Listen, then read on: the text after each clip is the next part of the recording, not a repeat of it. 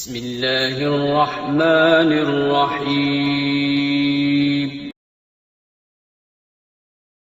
نماز میں وسوسے بہت آتے ہیں، کیسے بھگایا جائے؟ دیکھو، نماز میں وسوسے اگر اس طرح کے آ رہے ہیں نا، وسوسے دو طرح کے ہوتے ہیں۔ بعض لوگوں کو طہارت یعنی ناپاکی کا وسوسہ شروع ہو جاتا ہے کہ پتہ نہیں ہوا تو نہیں خارج ہوئی ہے، پیشاب کا قطرہ تو نہیں نکلا، تو اس کے بارے میں صحیح حدیث ہے کہ جب تک 100% یقین نہ ہو وضو ٹوٹنے کا، اس وقت تک یہی سمجھا جائے گا کہ وضو باقی ہے۔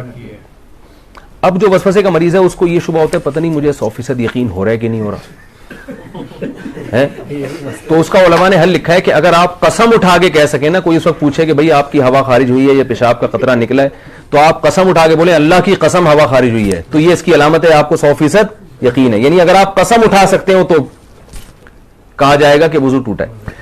لیکن جو وہمی ہے نا، وہ کہے گا پتہ نہیں میں قسم اٹھا سکتا ہوں کہ نہیں اٹھا سکتا، یہ بھی ہوتا ہے۔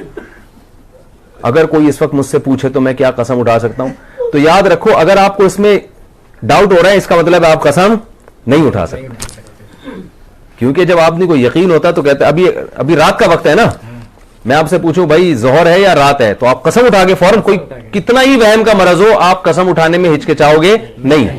تو اگر یہ ہو رہا ہے پتہ نہیں قسم اٹھا سکتا ہوں، تو یہ اس کی علامت ہے کہ آپ قسم نہیں اٹھا سکتے اور آپ کا وضو نہیں ٹوٹا۔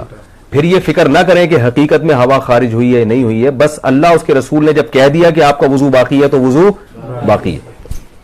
دوسرا وسوسہ تجوید کا ہوتا ہے، الحمدللہ کو الحمد پتہ نہیں ہا حلق سے نکل رہا ہے کہ نہیں نکل رہا، یہ بھی ہوتا ہے۔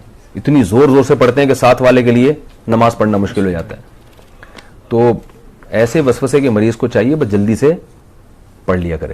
کسی نے بڑا اچھا ملفوظ بھیجا حضرت ڈاکٹر عبدالحی رحمۃ اللہ علیہ کا، کہ ان کے پاس ایک شخص آیا اور کہنے لگا میرے تو سردے ہی بیکار ہیں، میری تو نماز ہی بیکار ہے، نماز میں دل ہی نہیں لگتا اور وسوسے آتے ہیں اور پتہ نہیں کہاں توجہ ہوتی ہے، ایسی نماز کا کیا فائدہ، ایسے سردوں کا کیا فائدہ؟ انہوں نے کہا یہ جو تم عجیب سی اور عجیب سے سردے کر رہے ہو جس میں تمہیں وسوسے آ رہے ہیں، کیا یہ سردہ مجھے کر سکتے ہو ایسا سردہ؟ انہوں نے کہا نہیں یہ تو نہیں کر سکتا۔ کتنی کیا پیاری دلیل تھی۔ انہوں نے کہا اس کا مطلب ہے کہ یہ وہی سردہ ہے جو صرف کس کے سامنے ہوگا؟ اللہ کے سامنے۔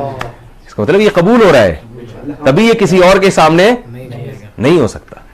تو وہم کے مریض کو چاہیے بھائی، اسی طرح جن لوگوں کا نماز میں دل نہیں لگتا، خیالات آ رہے ہیں، بھائی ہے تو نماز نا، یہی خیالات والی نماز آپ کسی اور کے سامنے کھڑے ہو کر کبھی نہیں پڑھو گے، یہ اللہ ہی کے لیے۔ تو یہ اس سے میں نے یہ سنا، مجھے اتنا فائدہ ہوا، میں نے کہا دیکھو یار کتنی حوصلے کی بات کر لی انہوں نے۔ بھائی ٹوٹی پھوٹی لنگڑی لولی نماز ہے تو اللہ کے لیے نا، باقی ظاہر ہے دن بھر محنت مزدوری کریں گے تو خیالات تو آئیں گے۔ خیال تو ایسی چیز ہے جتنا بھگاؤ اور آئے گا، تو وسوسہ ایسی چیز ہے جتنا نکالو گے اتنا ہی آئے گا۔ اس لیے حکیم الامہ حضرت مولانا اشرف علی تھانوی رحمہ اللہ نے لکھا ہے کہ وسوسے کا حل یہ ہے کہ نہ نکالو نہ خود سے سوچو، جو خود سے آ رہا ہے آنے دو، آنے دو۔ اللہ جب اسی وسوسے کے ساتھ نماز قبول کر رہا ہے تو ٹھیک ہے، اور وضو کے بارے میں سوچو ہی نہیں، 3 دفعہ منہ دھو، اس کے بعد سوچو ہی نہیں یہاں سے کچھ یہاں سے کچھ۔ وہمی کے مریض ہیں ان کا کبھی بھی وضو نہیں ہو سکتا، ان کو آپ تالاب میں ڈبو کے نکالیں گے نا 6 دفعہ، پھر بھی نہیں ہوگا ان کا وضو۔ تو یہ بہت بڑی بیماری ہے۔